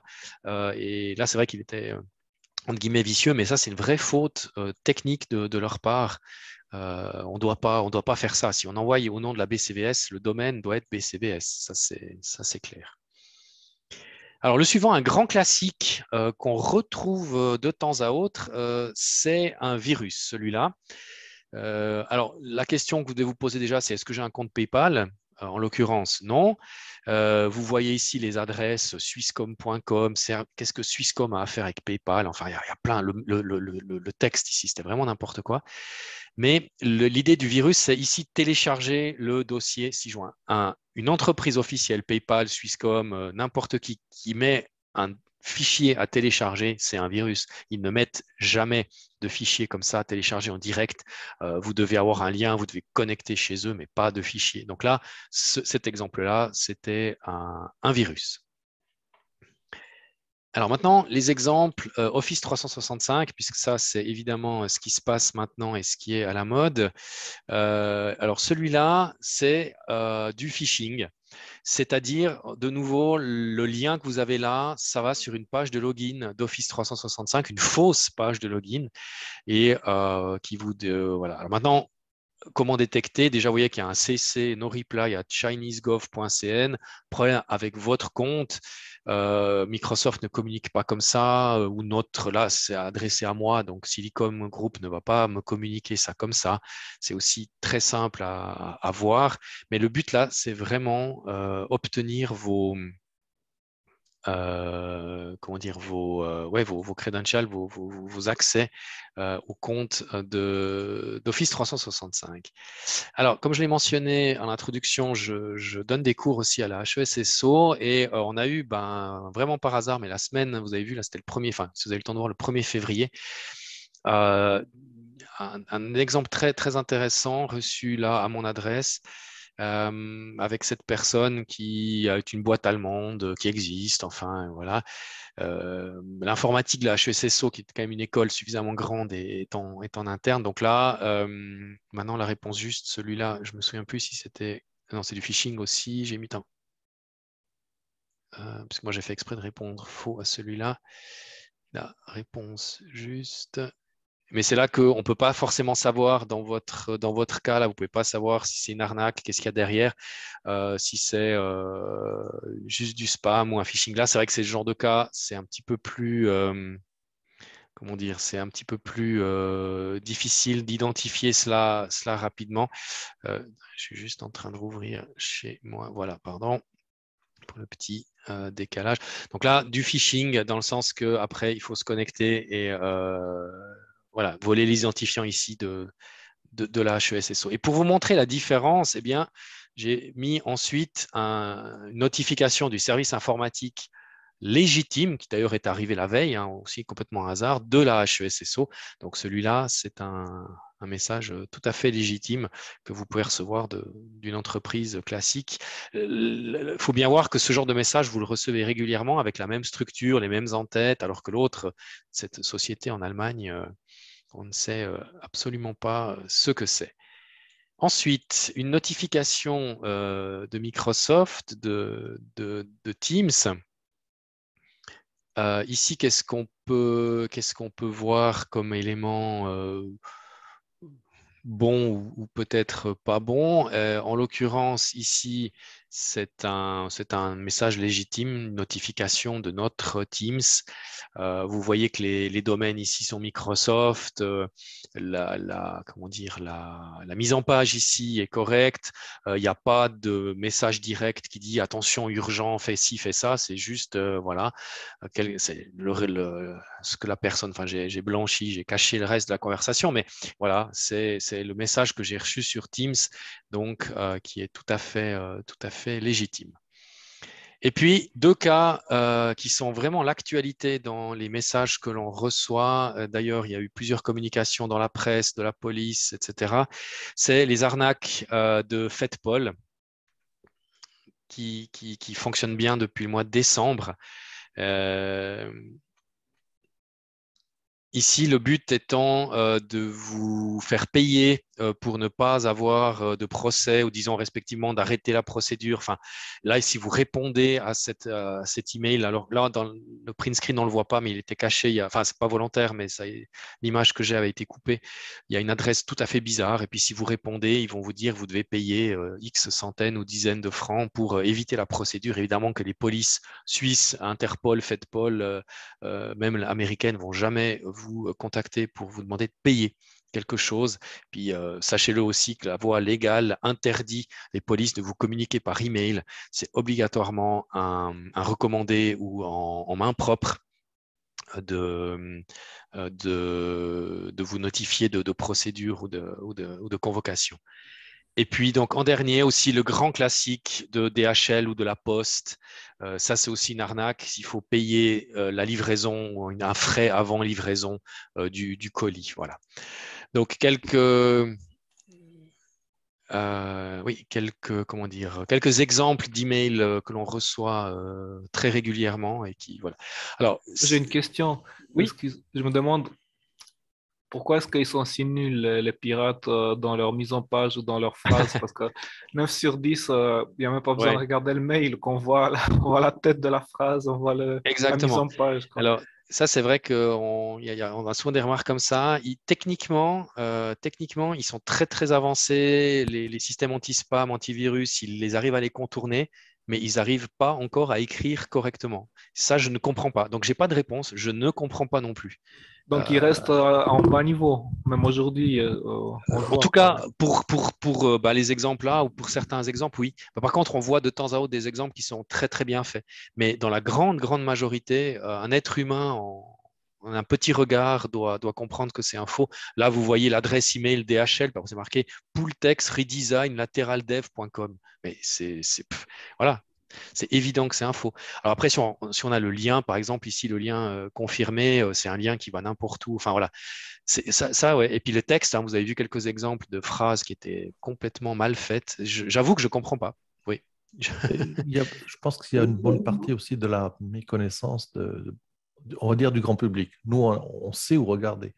Là, je vois par exemple mon père, si c'est mal fait, il ne verra pas. Oui. Tant qu'il s'est écrit en français, voilà. Ça marche, il continue parce que ça marche, c'est clair. Mais c'est super facile, en tout cas relativement facile à les découvrir. Ouais. Mais ça fonctionne, hein, ça fonctionne. Voilà. Alors, on a 5 minutes de plus. C'est vrai qu'on a beaucoup parlé. Je ne pensais pas qu'on allait avoir autant d'échanges par rapport à Roll, mais c'était très intéressant. Donc, merci. Si je reprends parce que je vais juste reprendre pour clore la présentation et je reprends la main juste très rapidement, mais j'allais terminer. Voilà, donc on a fait ça. Voilà, on a fait tout ça, pardon, on est déjà passé. Voilà. Bon, question là, on pourra continuer après ce qui reste. On a fini. Donc, merci pour votre attention. Vous avez là nos 2 adresses email si vous voulez nous contacter. Aussi une adresse générique pour des questions plus générales, sécurité à Silicom. Notre lien, soit Silicom Group, soit sécurité, qui est la page de présentation de la sécurité. Donc, merci pour votre échange, les discussions.